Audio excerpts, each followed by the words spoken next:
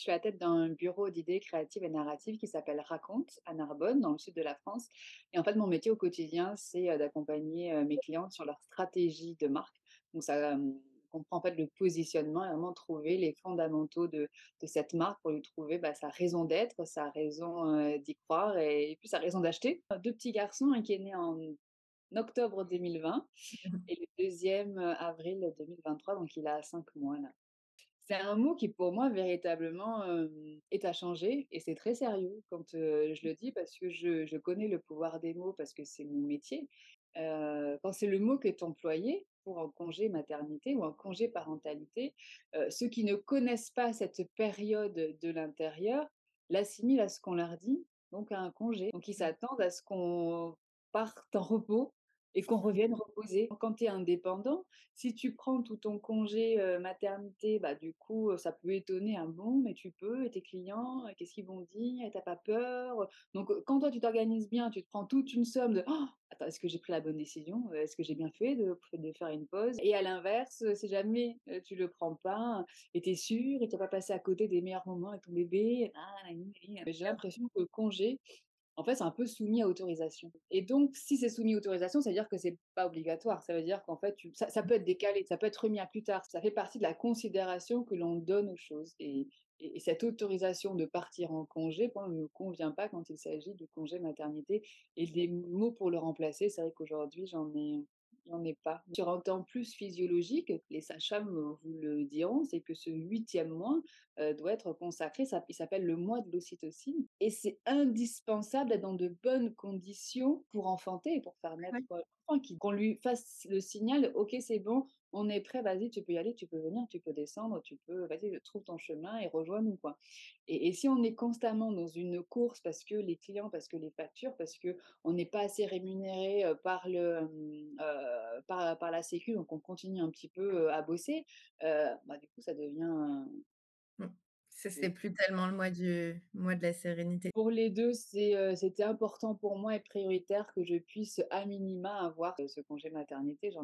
C'était un cadeau que je nous faisais à ma famille et moi. Pour le premier, on a pris ce temps avant pour se retrouver avec le papa, pour vivre ces derniers instants à 2.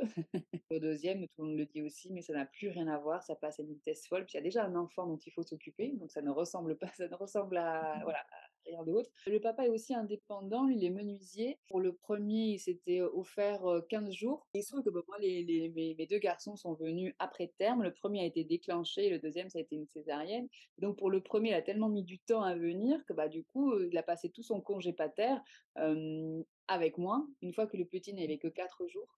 C'était hyper difficile après d'être toute seule, mais il a été relayé par ma maman et du coup c'était cool.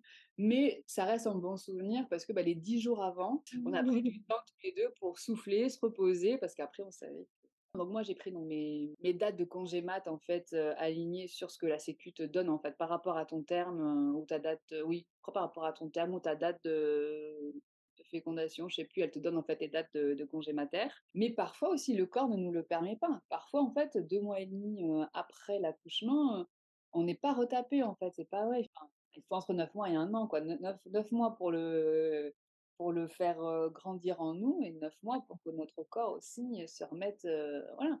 Et pour le deuxième, il avait pris ça 15 jours et là, plutôt il s'était organisé pareil un petit peu avant et un peu plus après. Pour le coup, il avait fait en sorte de rester un peu plus après parce qu'on se souvient que c'était compliqué, en fait, on se rend compte quand même il y a tout un travail qui est nécessaire de retourner chez le client, de se refaire enfin tout un travail de prospection qui va être nécessaire avant que ça retombe. Quand on a des métiers comme le mien qui sont plutôt ponctuels, on fait un accompagnement, une strat et après c'est fini, on passe sur un autre projet, quoi.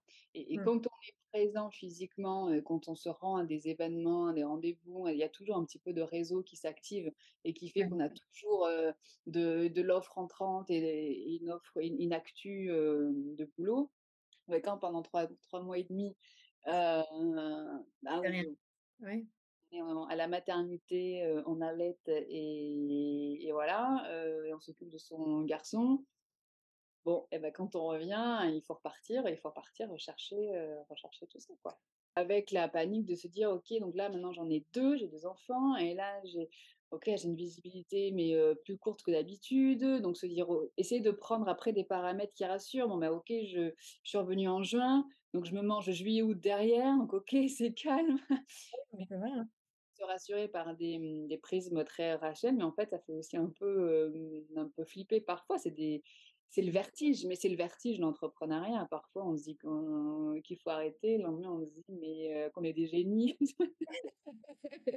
Ouais.